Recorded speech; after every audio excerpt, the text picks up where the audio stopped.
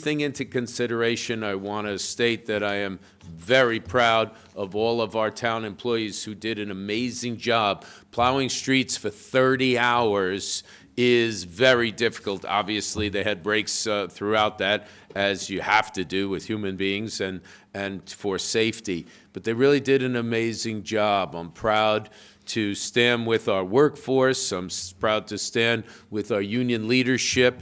We have our president of our union, Guadalupe Johnson, and others from our union that I'll recognize in a moment. Hard work, very hard work. I realize that some people are upset that their driveways get filled with snow, but that is the physics of how a snowplow works. It has nothing to do with the town's workforce. It has nothing to do with anything else but the amount of snow we got and just the way a snowplow works. So we greatly appreciate the patience. While we did get a number of calls, it was much less than in past years. We're still out there working. We still will continue to work some narrow streets, some smaller side streets, dead ends, and so forth. You can't get down safely with the big trucks or the garbage trucks with a snowplow. So our crews continue to go out with all of our pickup trucks and whatnot, and we'll continue to tuck this snow in, and we're looking at the possibility of another big snowstorm this weekend.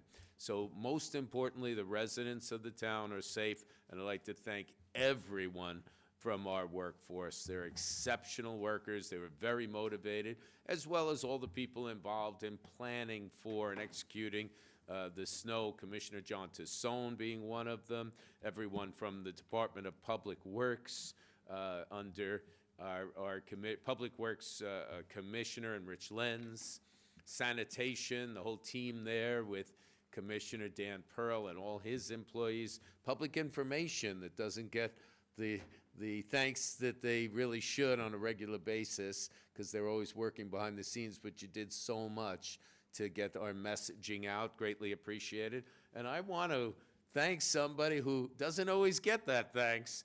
He is involved in all things public safety, involved in so many issues, and that is Len Simons. Len Simons happens to be a very good weather forecaster, and he assisted us tremendously. Even though the news wasn't good, it was accurate.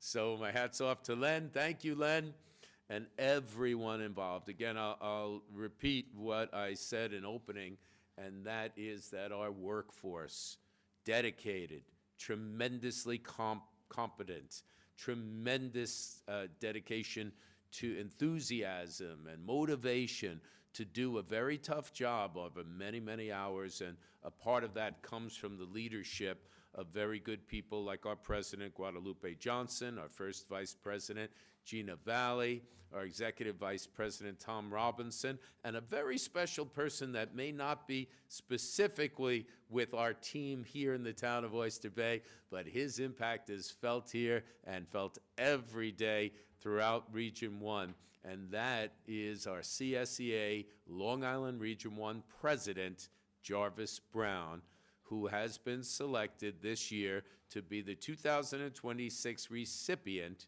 of the Town of Oyster Bay's Dr. Martin Luther King Jr. Distinguished Service Award. Let's give Jarvis Brown a well-deserved hand. So Jarvis Brown truly represents the gold standard of community and public service in so many ways.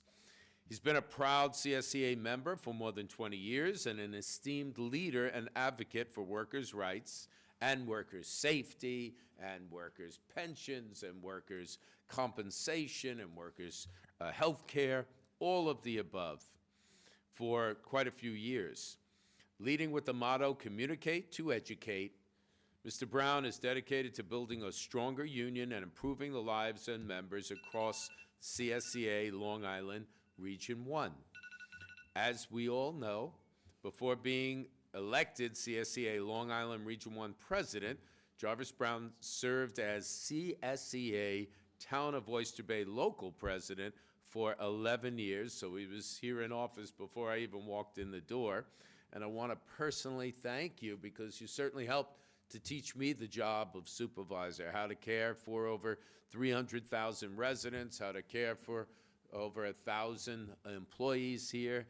And the better you take care of your employees, the better job they do providing the services to the residents of the town. The gold standard is clearly what we provide here. People who buy homes in the town of Oyster Bay have that expectation of the gold standard, and our employees under your leadership get that accomplished. So, a little more about Jarvis Brown. He's a very compassionate person for his members and is dedicated to their livelihoods, and that dedication is greatly respected. Throughout his time with the CSEA, he used his leadership skills to establish and grow the school districts committee, which was created to address specific issues impacting school district workers. He's also been the point person in getting various localities and units out of the administratorship, including the CSEA SUNY Farmingdale local. An outstanding union organizer, he has successfully brought over 600 new members to the CSEA family. A long time, and this is something that's pretty amazing that we don't take lightly.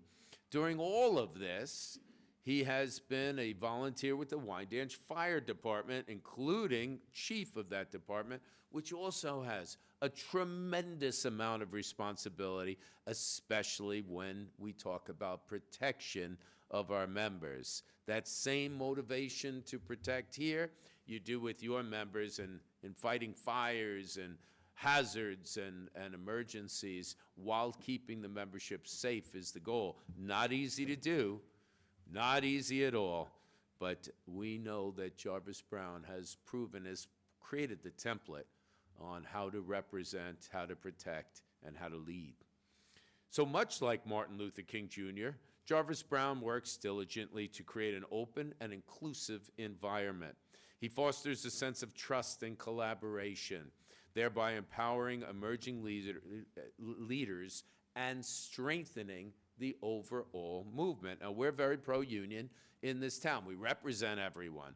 We went union, non-union. We represent all of our residents. But we certainly appreciate the quality that unions provide, whether it is unions in law enforcement, unions in all of the aspects of the trades, all of what takes place from hospitals to workplaces, and of course in municipalities. It's union employees who are very skilled, very motivated, and provide that very, very high level of services. So, Town of Oyster Bay's Dr. Martin Luther King Jr. Distinguished Service Award is presented to the best of the best. We look for noteworthy recipients in recognition of their outstanding leadership and continued involvement in support of Dr. Martin Luther King Jr.'s dream, his initiatives, his focus. So in a moment, we'll be presenting this award to Jarvis T. Brown, making him one of 3 recipients that we have in this room simultaneously. And we are very, very proud of that and all of our friends. So this prestigious recognition reflects upon the incredible leadership and courage and, quite frankly, the teachings of Martin Luther King Jr., and on local contributions being made every day in our community by incredible people like Jarvis T. Brown, who provide community leadership, mentorship, and is an extraordinary role model.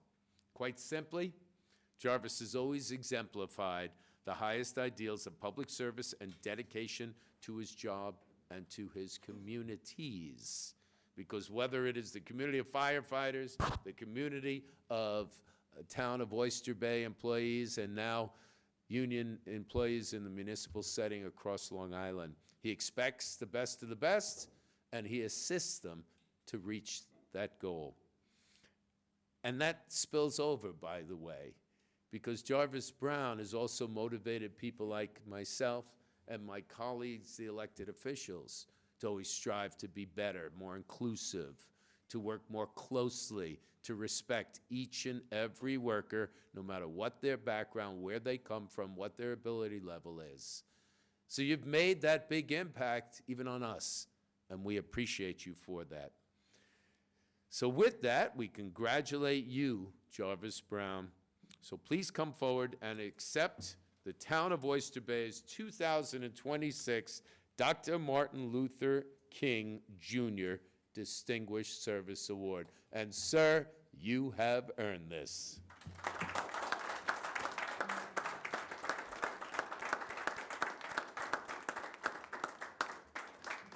My colleagues would join me, please.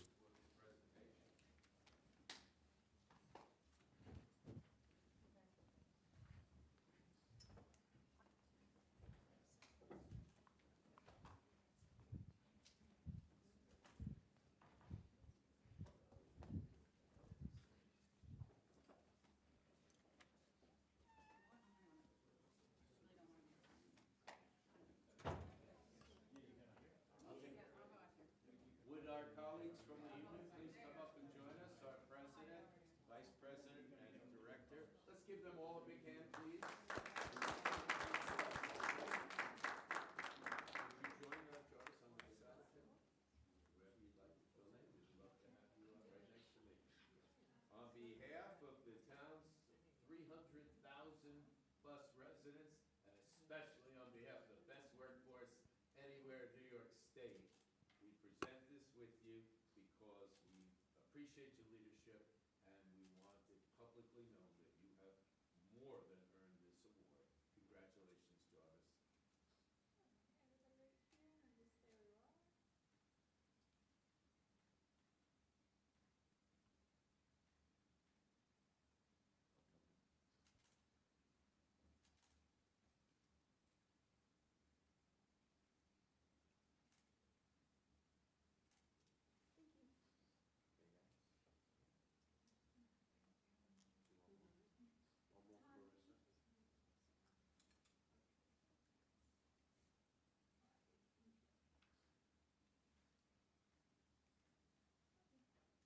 Mr. Brown, we would greatly appreciate it if you'd say a few words. Yep. Yes, please. Let me turn that on. We can all take our seats.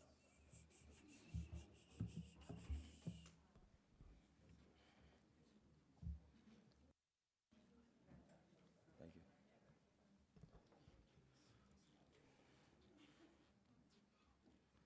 Good morning, Town Board. First of all, I just want to say thank you for this award. It means a lot. I started my career 25 years ago in the town of Oyster Bay as a sanitation worker. And the town of Oyster Bay gave me an opportunity to move up in the ranks of becoming a CSCA union actual activist underneath an old president back in 2011. And I worked my way up in 2013 to become the president. But if it wasn't for the town of Oyster Bay giving me the opportunity to have employment here, give me the opportunity to take care of my family, the benefits were amazing. I just want to thank you because I was able to put two of my kids into a D1 scholarship school for soccer, and I'm working on my third one, and I was able to take care of my family. But one of the biggest things that I've learned from the town of Oyster Bay is you guys made me who I am, and I'm going to tell you why. Because it was never easy coming into this role as a union president, right, or an activist, and getting people to listen to you and help them understand that times are not going to always be great. We're going to have rough times. We're going to have good times. You know, we were able to serve underneath some great times back in 2005, 6, 7, 8, 9, 10. It's funny, when I became president in 2013, the walls caved in. And it started becoming very difficult to explain to the members here who were used to having the best of the best. And then it became the worst of the worst. And I just want to thank the membership of the town of Oyster Bay for giving me the opportunity to serve them as the president and walk them through tough times underneath the prior leadership. When you guys came in along with the board, off and on, you guys have been amazing, supervising your team. You've always listened. You always gave me an opportunity to address the members' concerns, and I thank you guys for that. And you've always had your head high and held your head high. For where I am today as the Long Island Region President, responsible of 45,000 members, it's a lot. You know, I don't know how you did the time in Albany. I do not like Albany. It's horrible. It's cold. But I also serve on Long Island. My office is in. Yeah, tell me about it. I do have an office in Comac, but the day-to-day activities and the day-to-day struggles that we have out there with contract negotiations in school districts and stuff like that, I just want to say to the members, whether they want to hear it or not, the union members here in Oyster Bay, you have a good board. You have a great board. You have a really good contract when you look at all the things around us. School district employees paying heavy hits, 55% into the health benefits. We don't have those problems here in the town of Oyster Bay, and I thank you guys for that. With that being said, 114 years it took me to get to a point of being the first African-American president of CSCA in Long Island. That's history made, and again, I thank Oyster Bay for that. And also, I would be remiss not to thank my team behind me, Guadalupe Johnson, the president, Tom Robinson, the executive vice president, Gina Valley, the first vice president, who's always had my back, who's always, been there for me no matter what I needed, and I appreciate you guys. But there are some other people I just want to thank. Supervisor, just give me 2 more minutes. My ability to be where I am today, there was one guy that gave me an opportunity too. God rest his soul, Supervisor John Vendetta, who's passed, and we all have a certain love for him. But I have to say this: Frank Scalera gave me an opportunity that no one ever gave me here in the town of Oyster Bay. He took me in, he showed me the ropes, he gave me opportunity. He actually coached me certain ways to be better and great at what I do. And because of his tutelage and leadership, I just want to thank him out loud. And Supervisor, I want to thank you for what you've done. And also want to thank, I have to say this, Greg Carmen. He's been a really, it was tough when we first started, but we built a good relationship, an honest relationship. And I just want to say you put a great team together to do the right thing for your members here. And also all the commissioners, all the people that I've dealt with over the years. It's great to see you guys again. It's great to be a part of this family, and I hope to get another 10 years in so I can retire and go to where I want to go to. But thank you, God bless, and guys, again, thank you for everything. Appreciate you guys. Thank you very, very much. Before you sit down, first of all, thank you for those kind words. We take great pride in our relationship, what I'd like to believe is the best relationship between management and our workforce. It's way beyond that. It's a community of people who are committed to our residents. When you live in the town of Oyster Bay, you get the best of services compared to anywhere else across the state. And in large part, that was something that you've carved out, that's continued with President Johnson and the current team who continues to care deeply, and we greatly appreciate you. I would take a moment of personal privilege because I would love to get a photo with you and the 2 other recipients, our 3 recipients with Reverend Edmonston and Mr. Arturo. Would you kindly pose for a photo with our CSCA president? And I'd be remiss to say, as you call her the president, I have to call her my president, Guadalupe Johnson. Thank you for everything you do for the town of Oyster Bay.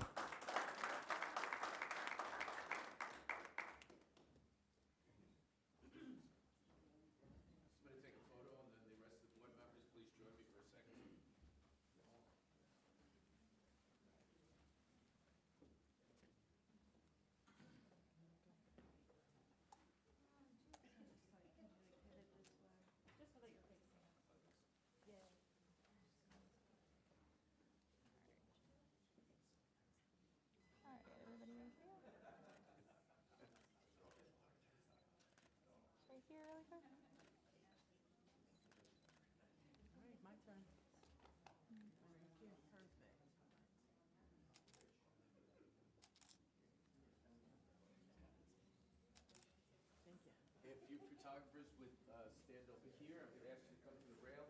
Board members, let's include you, please. Gentlemen, please, could I ask you to stand along the rail? Stand right over here.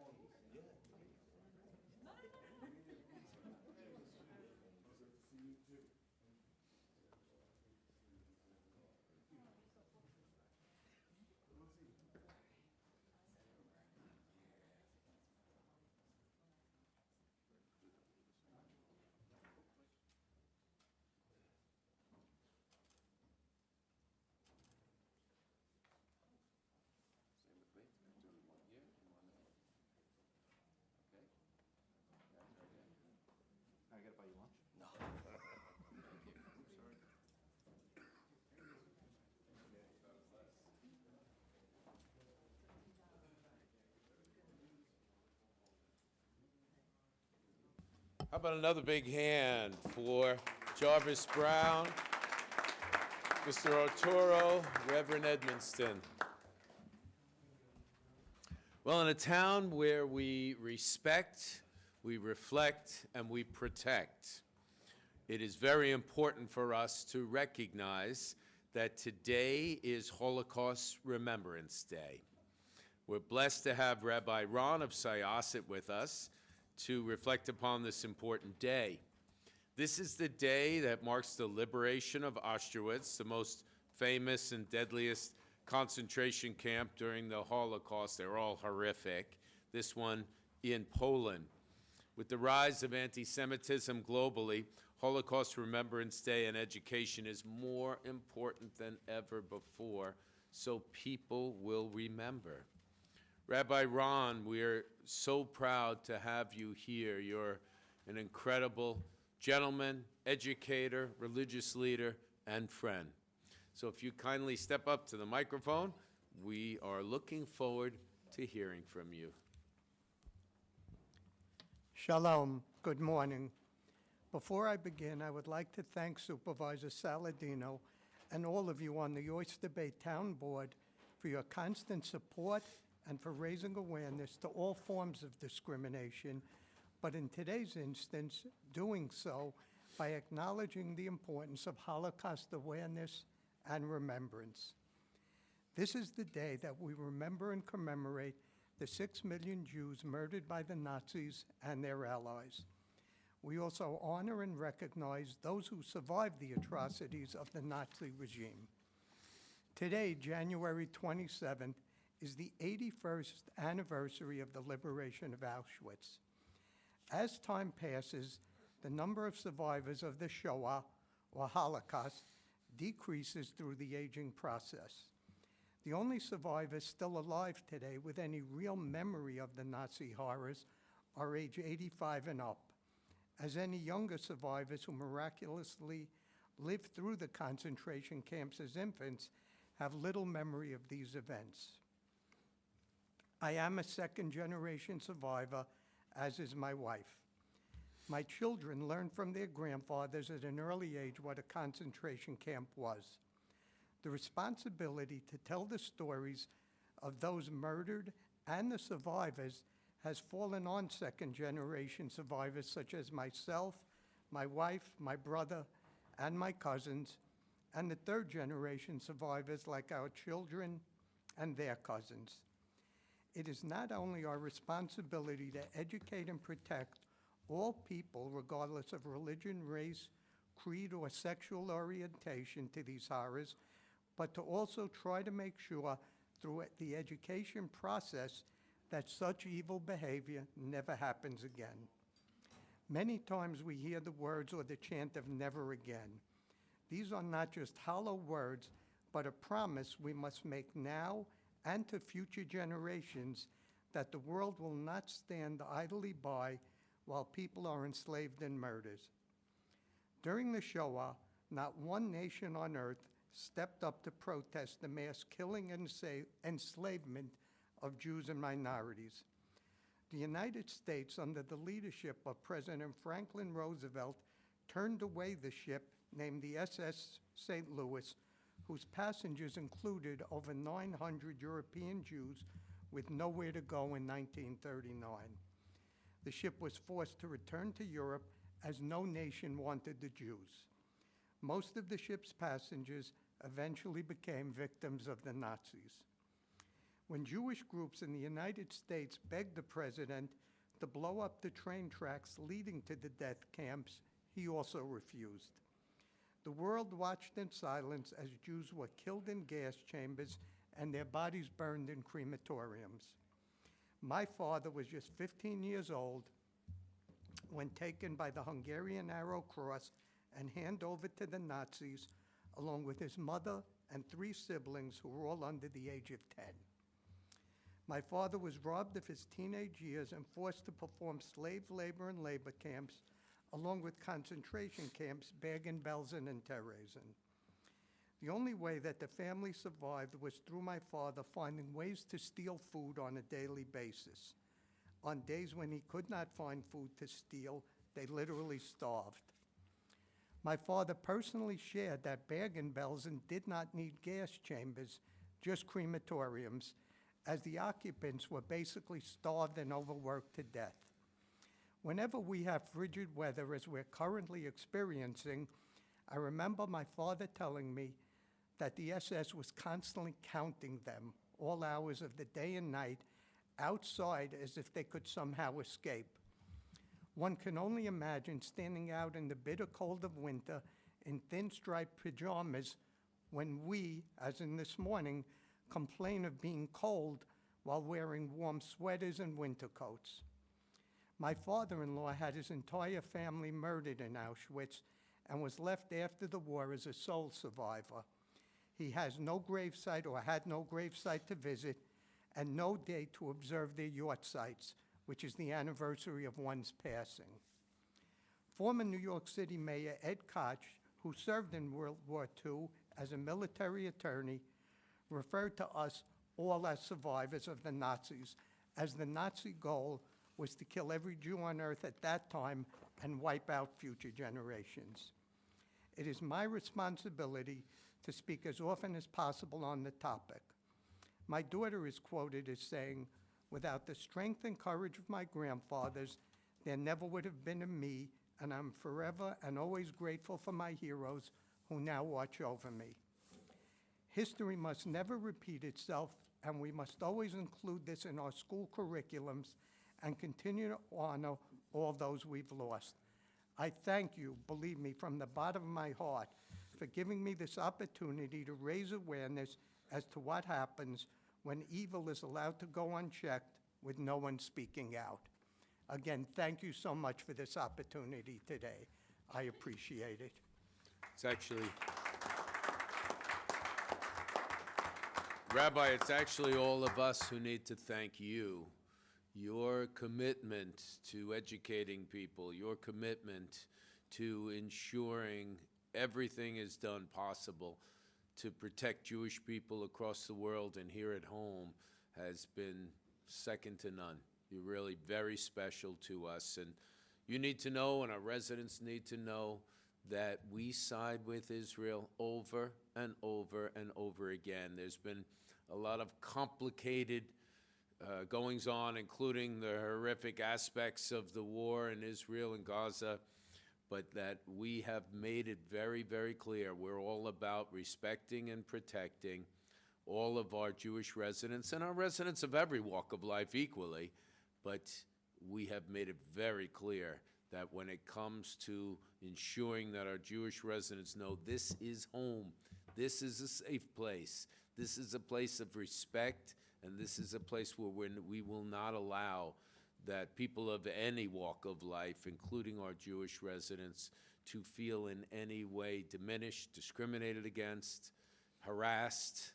That will not happen here in the town of Oyster Bay, and we will always be committed to protecting you and your brothers and sisters throughout our town and sending the right message throughout the country that we don't tolerate anti-Semitism here. You know of all the laws we've passed to help things along, but how we've stood with our brothers and sisters over and over. Jeff Pravado, my dear friend who is of the Jewish faith and has raised his family of the Jewish faith, he and I went to Israel, and it was a changing experience. So our commitment is 100%, and we would like to recognize you, Rabbi Ron, for your work with your congregation, your work with this issue, and I ask that the town board join you at the rail, and I ask that my dear friends Jeff Pravado and Rich Lamarca make this presentation to you to thank you for all you have done. Let's have a big hand for Rabbi Ron.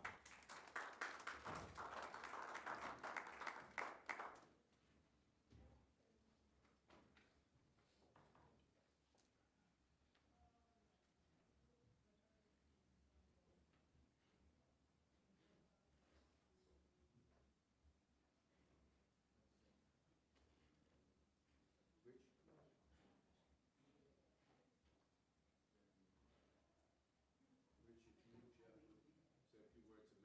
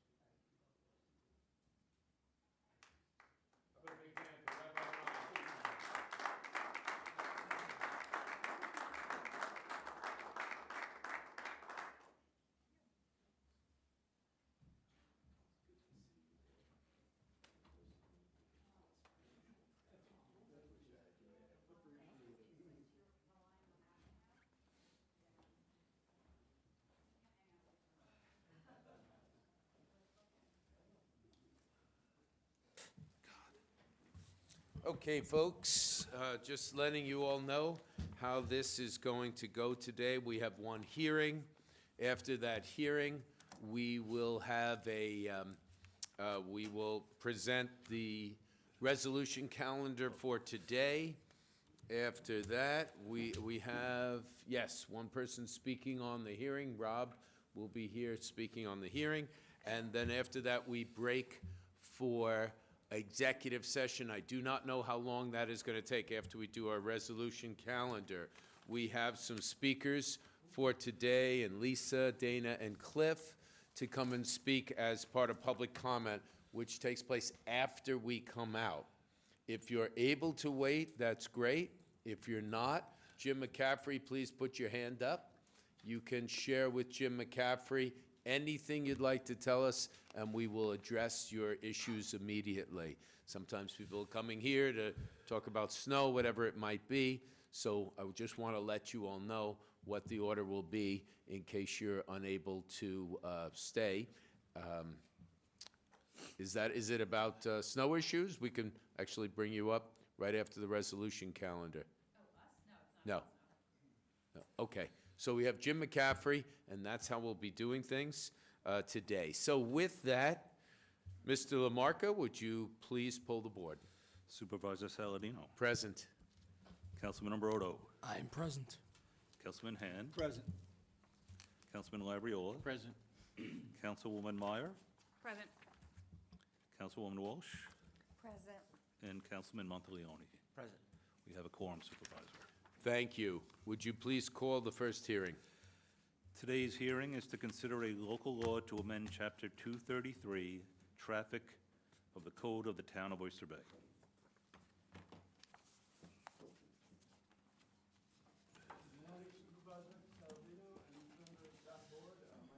McCabe, I'm with the Town Attorney's Office.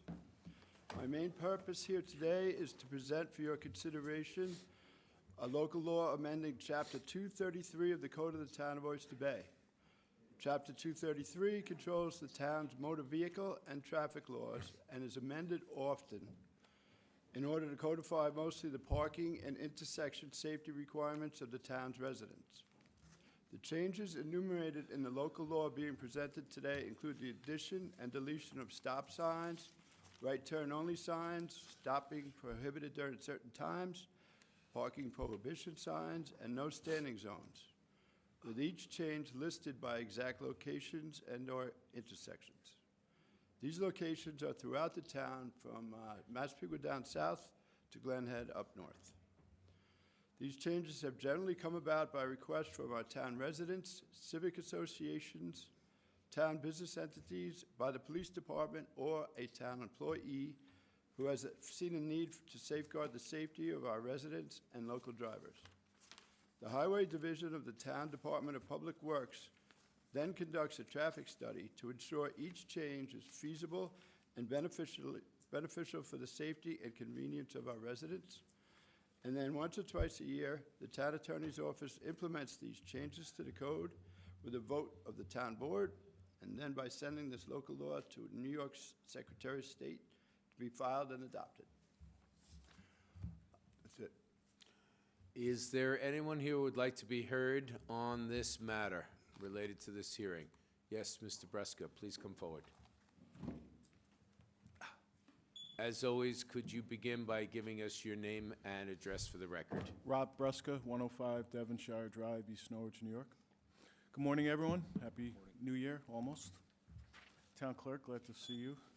And your shoulder. And there's another shoulder. He's Thanks for- shouldering a lot of Yes, yes, responsibility there's a lot today, going so we on want to here. get Geez, right what to are the you- point. What are you doing to your staff here? I just wanted to acknowledge what you said earlier with regards to the snow removal, especially locally here. Peter Brown and his staff have been fantastic on this matter and all other matters, frankly. With regards to the signage issues, again, I'd like to particularly thank the town clerk, as well as Commissioner Tassone, specifically for a couple of items here in downtown Oyster Bay. Stop signage up by Marino Field at the baseball field. That's been a traffic and safety hazard for quite a period of time. And adding those stop signs up that way will really have a substantial impact, I think, to the safety of our Little Leaguers and their parents, Additionally, we talked about this for quite some time relative to the car wash. That's about to begin construction, I believe, sometime in March up on 106. The residents directly behind on Park Avenue had brought to light a very serious traffic safety issue there, cut-through traffic from Berry Hill to 106 and from 106 through their neighborhood down to Berry Hill. Again, Commissioner Tassone, with the emphasis of Councilwoman Walsh and Town Clerk Lamarca and all of you, and you, Supervisor, have seen fit to provide some further traffic mitigation measures at that location. So the neighbors are happy with that. They're not thrilled with the potential for a continued cut-through, but it's a start, and we're hoping that it'll have a substantial impact. So thank you again for all that, and listening and taking it into account. And again, Commissioner Tassone's been tremendously thoughtful and generous with his time on this and other matters as well. Offhand, just while I'm here, and I'll get out of your hair, the Commander oil tanks up north here are about to be taken down, and just wanted to thank the board and supervisor, as well as Commissioner Delegati and Deputy Commissioner Zeig for their thoughtfulness in seeing to, obviously, the appropriate action in regards to those tanks coming down and what's very likely to be coming down the line. So thank you again very much. Well, thank you very much, Mr. Bresca. Your work in the community, your volunteerism, and your love for Oyster Bay is exceptional. And we hear many good things. Not only do we see you at everything with your sleeves rolled up, working, volunteering, making the events successful, but our conversations with Rich Lamarca are very clear, and your efforts are quite appreciated. And we look forward to seeing the tanks come down and the future of the right-sized development at the waterfront in Oyster Bay. To me, that's very exciting, something that's been on my mind since the first day in 2017 when I walked in the door, and we've had many conversations with our board members and Mr. Lamarca on that. So there's a lot of excitement to come. Sorry, yes, you're exactly right, Supervisor. The community, I think it's fair to say, have a very positive outlook on the future there, provided there is appropriate community input and environmental integrity towards the harbor, of course, that I know you will always put first. So thank you again very much. You're very welcome. Thanks for being here. All right. Do we have postings, mailings? Yes, sir. Would you like to wrap up? Questions. I ask that the hearing be closed and the record be kept open for 10 days. All right. Do we have a record of mailings and postings? Yes, we have affidavits of posting and publication. There is no other correspondence. No other correspondence. May I have a motion? Move that the hearing be closed and to be, 10 days. and the record be left open for 10 days. Thank you. Second. All in favor, please signify by saying aye. Aye. Opposed, nay. The ayes have it. Thank you very much. And at this time, would you please present the resolution calendar for today? May I have a motion to suspend the rules and add resolution numbers 75 through 79, 2026? On the motion. Second. Motion made by Councilman Imroto and seconded by Councilman Hand. On the vote, Supervisor Saladino. Aye. Councilman Imroto? Did you table 76? Not yet. Okay, we're going to do that after? Yep. Okay. Aye. Councilman Hand. Aye. Councilman Labriola. Aye. Councilwoman Meyer. Aye. Councilwoman Walsh. Aye. And Councilman Monteleone. Aye. Motion to suspend the rules and add resolution numbers 75 through 79, 2026 passes with 7 ayes. May I have a motion to resuspend the rules and add the following walked-on resolution number 80, 2026, which is a resolution authorizing an intermunicipal agreement with Sagamore Hill National Historic Site for snow plowing for the forecasted snowstorm estimated to be January 25th, 2026 through January 27, 2026, and for the supervisor or his designee to execute said agreement. On the motion. Second. Motion made by Councilman Imroto and seconded by Councilman Hand. On the vote, Supervisor Saladino. Aye. Councilman Imroto. Aye. Councilman Hand. Aye. Councilman Labriola. Aye. Councilwoman Meyer. Aye. Councilwoman Walsh. Aye. and Councilman Monteleone. Motion to resuspend the rules of procedure and add walked-on resolution number 80, 2026, passes with 7 ayes. May I have a motion to table resolution numbers 73, 75, and 76, 2026? So moved. Second. Motion made by Councilman Ambroto and seconded by Councilman Hand. On the vote, Supervisor Saladino. Aye. Councilman Ambroto. Aye. Councilman Hand. Aye. Councilman Labriola. Aye. Councilwoman Meyer. Aye. Councilwoman Walsh. Aye. And Councilman Monteleone. Aye. Motion to table resolution numbers 73, 75, and 76, 2026, passes with 7 ayes and 0 nays. May I have a motion to adopt resolution numbers P3, 2026 through 80, 2026, noting that resolution numbers 75, 73, and 76, 2026 have been tabled on the motion. So moved. Second. Motion made by Councilman Ambroto and seconded by Councilman Hand. I don't know that we have any I don't speaking see slips. any. First of all, we have our affidavits of mailings on this. Yes, we do. Great. I'd like to know if anyone would like to be heard on our regular resolution calendar for today. Please let the record reflect that no one has stated that they would like to be heard. So with that, let's take the vote. Supervisor Saladino. Aye? Councilman Ambroto. Aye. Councilman Hand. Aye. Councilman Labriola. Aye. Councilwoman Meyer. Aye. Councilwoman Walsh. Aye. Councilman Monteleone. Aye. Motion to adopt resolution numbers P3, 2026 through 72, 2026, passes with 7 ayes. Resolution number 73, 2026 has been tabled. Resolution number 74, 2026 passes with 7 ayes. Resolution numbers 75 and 76 have been tabled. Resolution numbers 77 through 80, 2026 passes with 7 ayes. The calendar is complete, Supervisor. Thank you.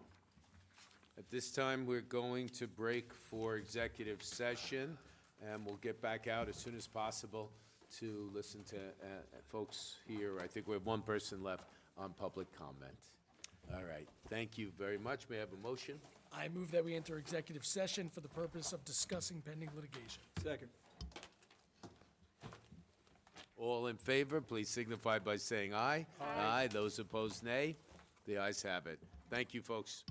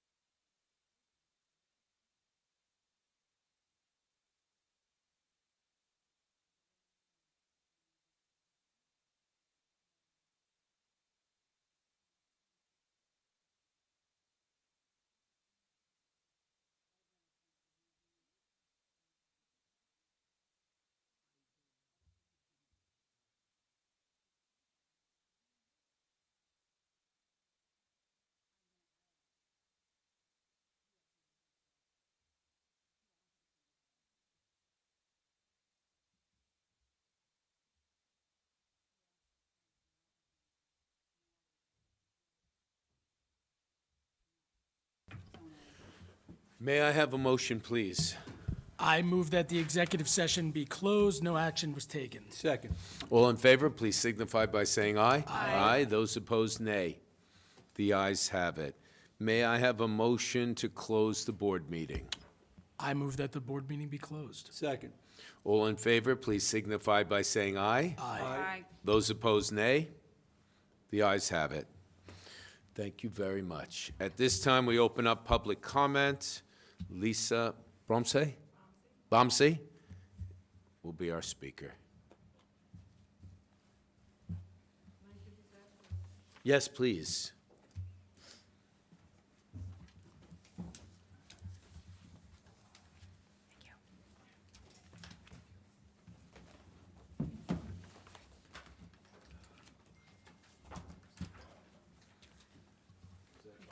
Thank you.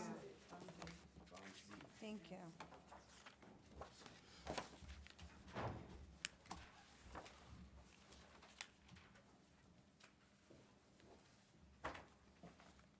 Mrs. Bomsey, thank you so much. Ms. Bomsey, thank you so much for your patience.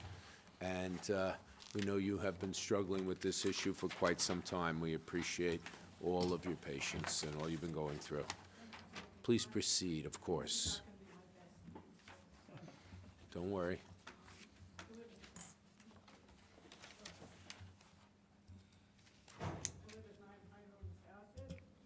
And the reason I'm coming today is because I really need your help. I don't know how to fix this situation at all. So as far as what's going on, at this point, it's caused a lot of financial harm, emotional harm, and now at this point, it's a life safety issue. And it's also taken my ability away to just enjoy my backyard. The issue is that my neighbor's property drains onto mine. When I first noticed it, I went over, introduced myself to the neighbor. I told her what happened. She was really dismissive and couldn't be bothered. So I called the town, and they said to file. Even from the very first Yeah, time you brought she this to her just- attention? she couldn't. So the town said file a complaint with the building department, which I did. Since then, the inspectors, Mr. Jazwinski's been there, Mr. Whalens, they know this quite well. They've been there many times. There were 2 appearance tickets that were issued. There was a big meeting in July. The way it was left is that I was supposed to get an engineer report, which I did. I have 2. And, but no resolution. I don't know what happened.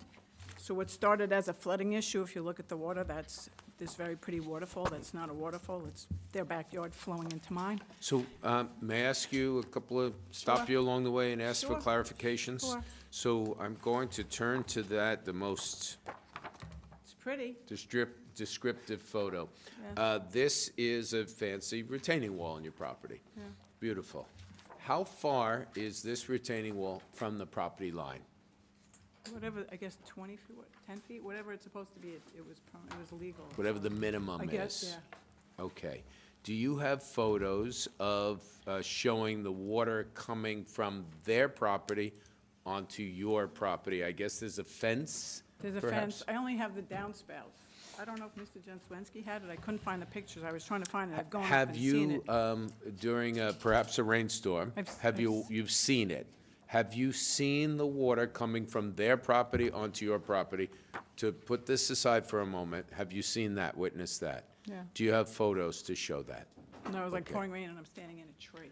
My strong suggestion is that you take photos, that would be very helpful.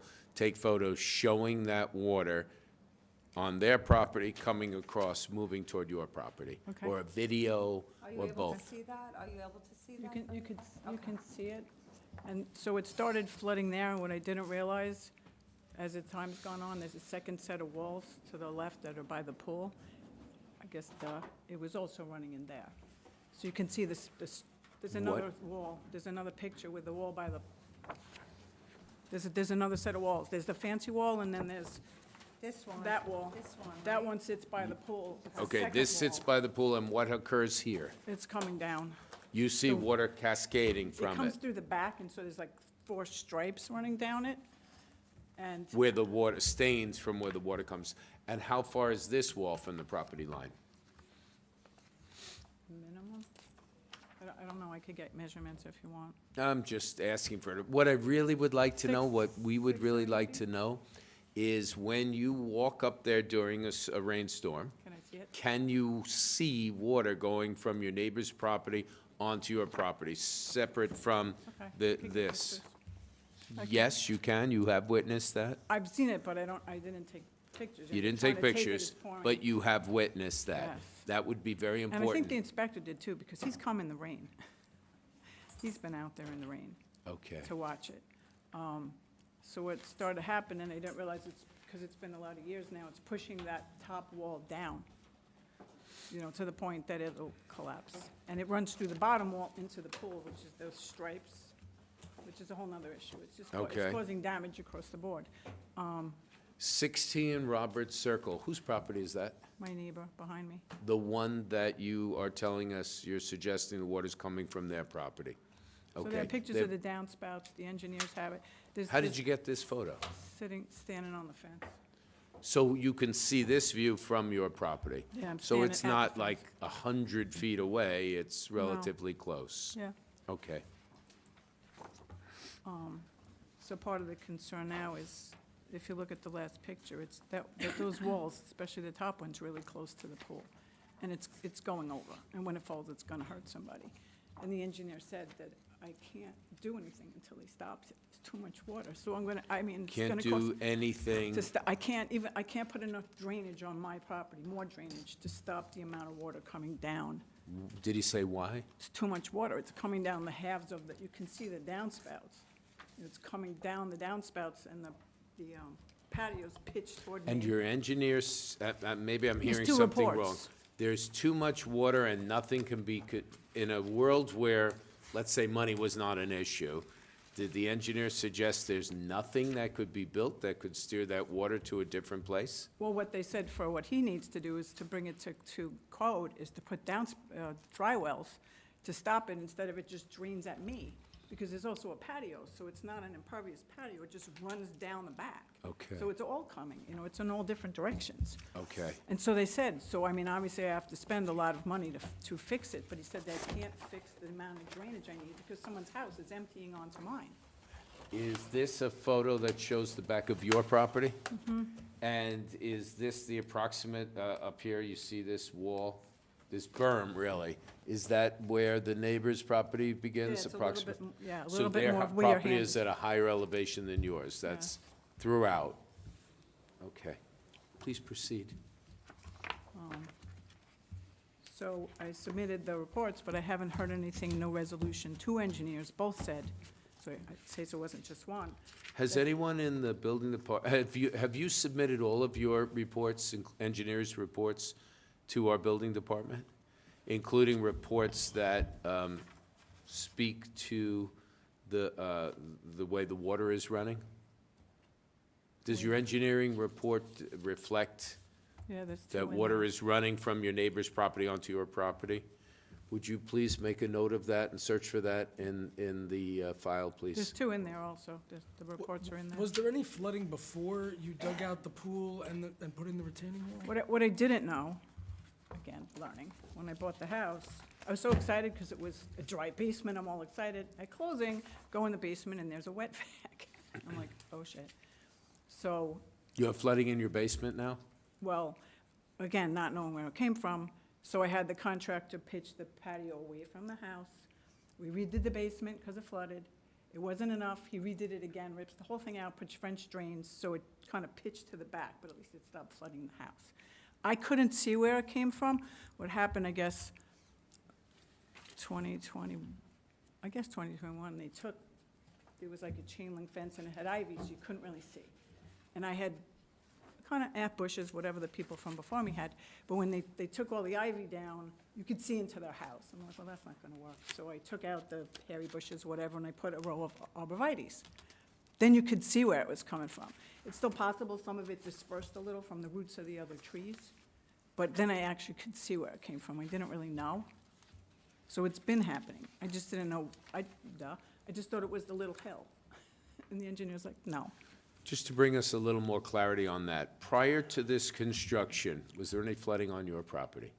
There was flooding. Yes. Was that flooding, do you believe that flooding also came from the neighbor's home? Okay. And do you believe that since the construction, it made it worse? Worse More- on the left side because I didn't have a pool, so it kind of went into like a bed. Okay, So I couldn't see it. I just didn't have a pool. okay, The other part was already there. It just flooded on that side. But it didn't, I couldn't see the damage. It was just a lot of flooding, which is what started. I mean, okay. the original complaint was the flooding, and they also had their lights on in the house, and it lit up my entire house and inside of my house. So the original, which they didn't want to change either, but, okay. Did you ever put in a complaint before you did all this construction work at your house? No, I didn't know until I changed those bushes after they took the ivy down where it was coming from. I thought it was mine. So you thought that your own property was flooding itself, then you did all of 'Cause it this had a little construction hill. work, and then it got worse, No, and now you think the it's pool from... didn't. What happened is when they changed there's two sides. There's that fieldstone wall, which has been there a long time, and then there's the pool wall. The pool was built in 2019.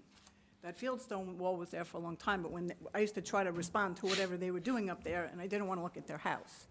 So in 2020, I guess I changed it on that side, and that's where I figured out when it was coming, it just came straight down, but it was already coming down, I just didn't know. And But before that, when you thought that that the water was coming from within your own property, you repitched your whole property before that? yes, I repitched the right side because it was coming into the house, so I pitched it away from the house, did the basement twice, put French drains in the second time, so when it floods, at least it's going that way. Okay. You know, shame on me for not knowing, I'm thinking this little hill's causing this And your flooding. engineer didn't point any of this out to you, or the Or account person? for it when he did it? Person looking at the property to design, you had No, I had someone it come in and designed. design it, and They just someone put up a who's second bonded, wall. I'm assuming insured and bonded? Mm-hmm. And they designed this, and then after it was built to their design, The the pool flooding part. got worse. No, it was more evident, because when they built it, instead I'm of it sorry. going into a It was bed. more problematic to you. Yeah, the other part was kind of a bed with the Okay. kids built a fire pit. Have you ever brought this up to the person who designed this?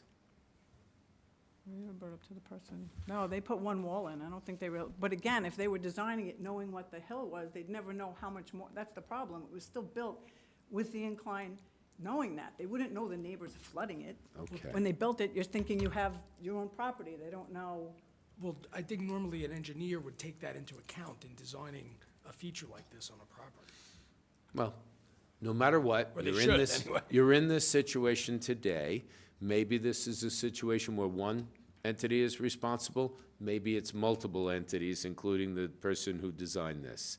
Why don't we do this? Why don't you tell us, you've been very patient, you've been waiting, tell us everything you'd like us to know, and then I'm going to advise you to sit with our town attorney, who's representing the attorney's office, and therefore wants to get as much detail as possible.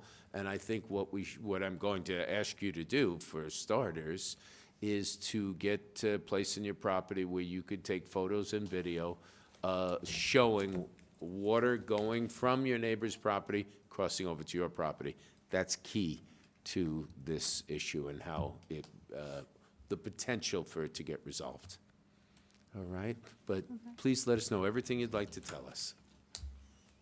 No, my request is that the back properties to code, that they just put dry wells and they don't drain onto my property. That's that unreasonable. If I was draining onto someone's property, I'd put dry wells. That's it. That's the only thing I'm asking. Keep your water over there, keep your roof water over there, not having downspouts aimed at me.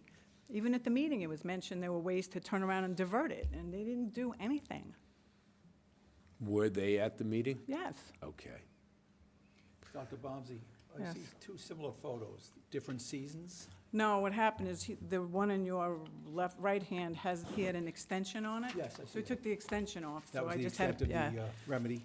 just to take That was, off? that was the remedy, is to take Okay, the thank you. extension off, I guess. Okay. But again, even if they were building it, there's not that much, they did take it into account. You're not taking it, you don't see all the water that's flying off this house. There's nowhere for it to go. These houses are small, the property's small. You just see it. There's nowhere for it to go. You know, if it's running out of their downspout, and it's pouring, where is it going? I have mine into drains at my house. I don't go flooding anybody's anything. They have nothing. It will be very helpful to us, and we've spoken to council, we've spoken to the building department. It would be very helpful to us if you could provide us with some photos and video of the water, because you can get to it, you can walk up or get to a place where you I can see. stand in a bush. The, on the okay, back of the so you can property. see the property line, and it would be very helpful to us if you could get us video and photographs of the water going from their property onto yours. This way, there'll be no question, because we understand what happens when two neighbors get into these situations. Each blames the other. But it sounds like photographs and video of I could do that. what If I was we've. really blaming him, I would not be thinking, I'll pay for the damages on my side. You fix your We- stuff and I'll We deal understand and with we it. believe you, there's no question about that.